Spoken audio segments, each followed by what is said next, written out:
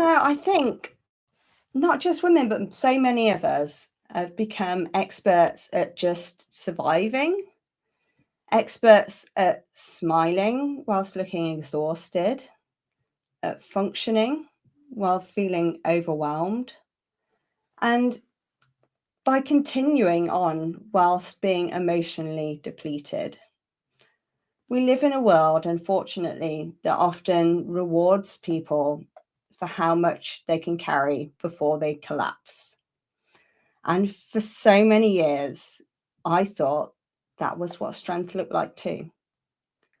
I'm someone who understands deeply what it feels like to survive for a very long time whilst still appearing functional on the outside.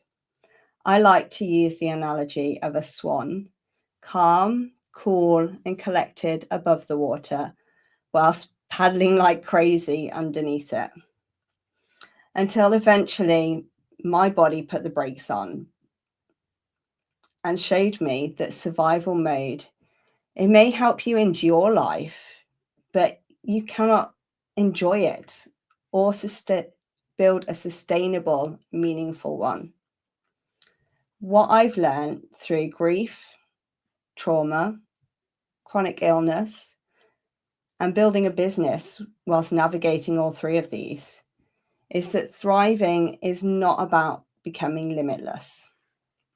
It's about learning how to honor your humanity while still allowing yourself to grow and to thrive.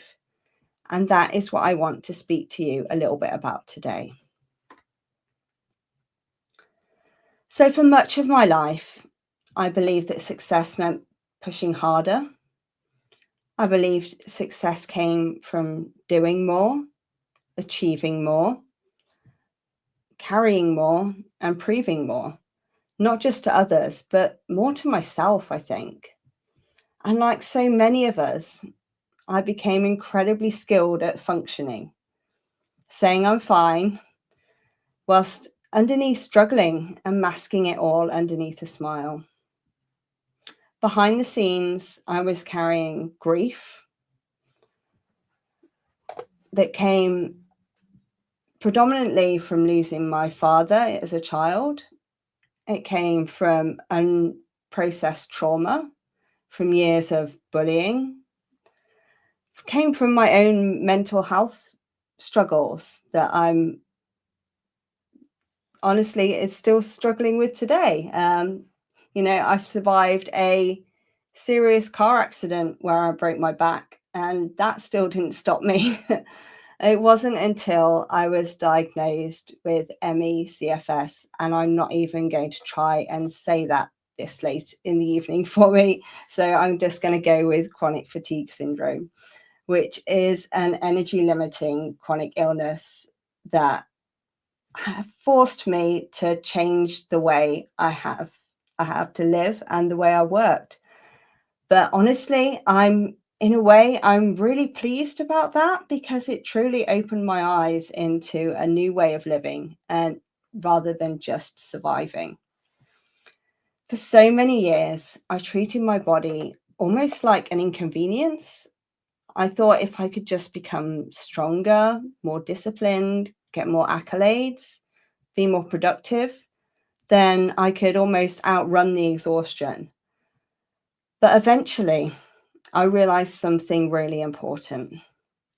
You cannot heal whilst consistently abandoning yourself. And I think so many of us have unknowingly been conditioned by society to do exactly that. We're often taught to override our own needs, to suppress our emotions, to keep pushing through exhaustion, and to continue holding everything together no matter what the personal cost may be. For me, my body eventually said no more. And I want to give you the message here today that please stop before your body won't let you. And we've just spoken about this, about burnout. I think this is one of the things I feel very passionate about changing the conversation around. Because Burnout is not just about workload. In fact, it is rarely just about workload.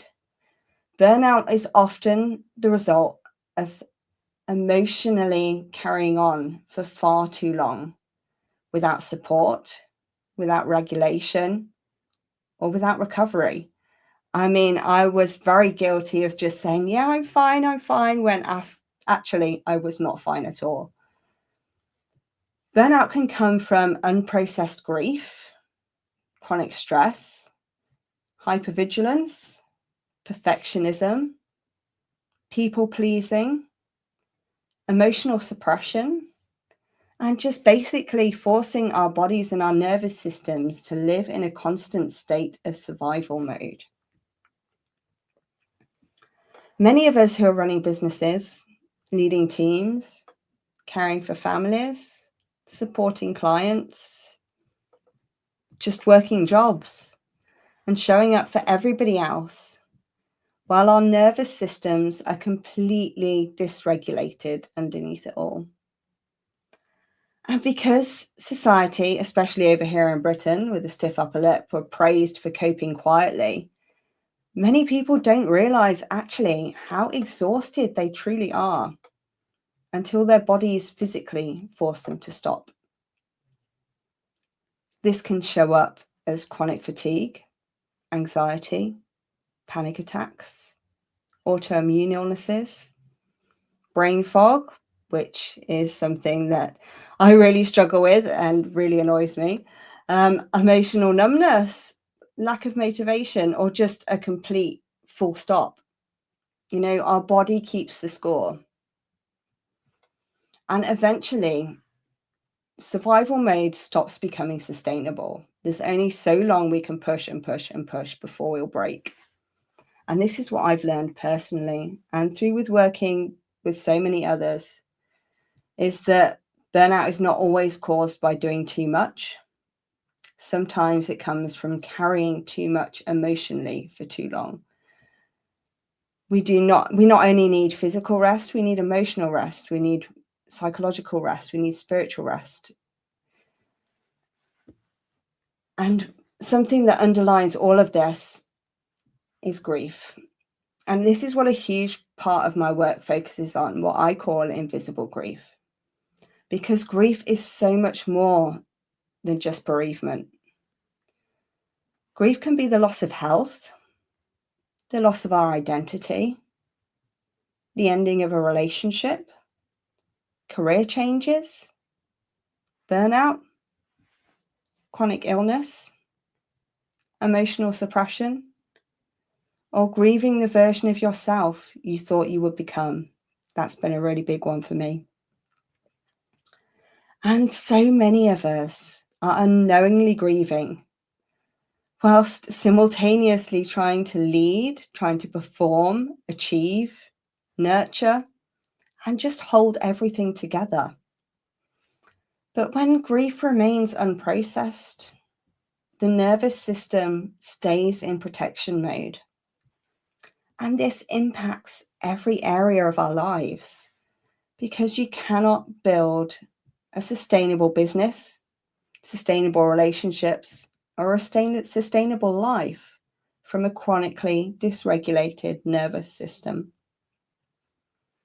It affects your energy, your creativity, your confidence, your relationships with others, and your relationship with yourself, your visibility, your ability to make decisions, and your leadership capacity. And so many of us are trying to build successful businesses while internally functioning from exhaustion and emotional survival. But you simply cannot sustainably grow from chronic survival energy. You may be able to force temporary growth, but eventually something collapses. And unfortunately, most of the time, that's you. Usually your health, your peace, your mind, your sense of self. The biggest shift in my life came when I stopped asking myself, how much can I force myself to do? and instead started asking what allows me to sustain myself long term. I'm just going to let that sink in, because that single question completely changed the way I approached my business, my healing, and my entire life. I stopped learning how to work with my energy. I started learning how to work with my energy instead of constantly fighting it. I began stopping and resting before I needed to, because rest is not the opposite of success. It is what makes success possible. I began prioritizing my own nervous system regulation rather than glorifying exhaustion. I started creating rest. In fact, I even schedule it in my diary. I learned to stop before my baseline energy hit rock bottom. I allowed myself to create boundaries without guilt, because boundaries are a form of love for ourselves and for others. And I stopped people pleasing and I started saying no, because no is not a bad word. And I stopped feeling like a failure when I cancelled plans last minute, because after all, we're all only human and life happens. Sometimes my energy gets spent in places I wasn't expecting it to. And now I know that I need to prioritize my health over everything else. And perhaps most importantly, I began letting go of the belief that my worth was tied into how productive I could be. This was one of the hardest things I've ever had to unlearn, because we live in a world that often rewards depletion and calls it ambition. We're taught to wear exhaustion like a badge of honor, but exhaustion is not proof of worthiness. Worthiness comes from within. And constantly proving your value to others and to yourself through burnout is not sustainable leadership. I truly believe that we are now entering a new era of leadership, one where we're no longer willing to sacrifice our health, our nervous systems, our relationships, and our well-being in order to survive and succeed. And I think this shift is so incredibly important, because healed women and healed men and healed people lead differently. Regulated people lead differently. And people who feel safe within themselves to communicate differently, build differently, make decisions differently, and hold space differently. The future of leadership is not built on burnout. It's built on emotional intelligence, nervous system awareness, compassion, sustainability, authenticity, boundaries, and humanity. And I believe that the strongest leaders are not necessarily the ones who can carry the most. They're the ones who are brave enough to say no, the ones who are brave enough to stop abandoning themselves, the ones who are willing to redefine success entirely, those who choose sustainability over self-sacrifice, and most importantly, those that give others permission to do the same. So if there's one thing I want you to leave today with, it's this: you cannot pour from an empty cup. Your body is not an inconvenience to overcome. Your sensitivity is not weakness, and your exhaustion is not failure. Your worth is not measured by how much you can carry before collapsing. You are allowed to rest. You're allowed to honor your capacity.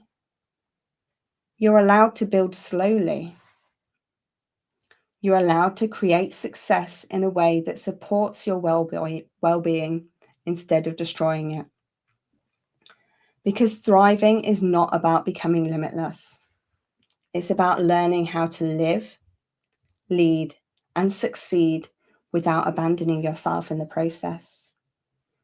And if you want to hear more about grief, my story, my work, along with some practical tools that can help you in your grief straight away. My new solo book is currently out on Amazon, Safe to Grieve, Reclaiming Your Right to Heal, Feel and Rise Again. It's out on Kindle format at a special launch price until the paperback is released on the 2nd of June. So act quickly if you want to get yourselves the deal of the month. So thank you so much for listening to me today. You can find out more about me, my work, and what I do at my website, www.healingwithhannah.co.uk. Thank you.